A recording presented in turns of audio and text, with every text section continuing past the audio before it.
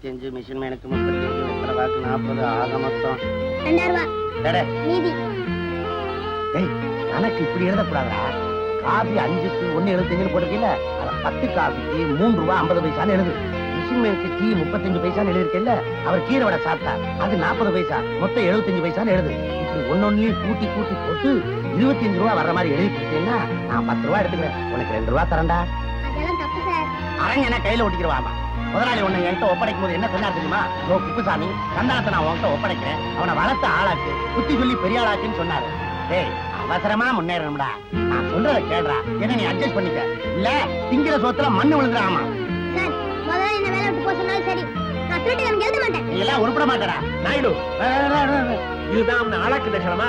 இல்லங்க, உன் குடும்பத்துக்கு போதுமா? அம்மா ராத்திரி எல்லாம் கண்ண முடிச்சு அப்பளம் போடுவாங்க. நான் அதை வீடு விடா கொண்டு போய் வித்துட்டு வருவேன். பங்களால இருக்க அவங்க ஷூக்கெல்லாம் பாலிஷ் போடுவேன், வீடுங்களுக்கு பேப்பர் போடுவேன். என் தம்பி தங்கச்சி படிக்கிறாங்களே, அவங்களுக்கு மாசம் மாசம் ஃபீஸ் கட்டணுமே. நான் மிஷினை கிட்ட சொல்றேன், நாளை காலையில இருந்து ஆபீஸ் நேரம் போக மத்த நேரத்துல பிரஸ் பிரிண்டிங் வேலை கத்துக்கும். எதிர்காலத்துல படிச்சவனோட கைத்தொழில் தெரிஞ்சவங்களுக்கு தான் அதிக மதிப்பு. என்ன வேலை கத்துக்கிறியா? சரிங்க முதலாளி.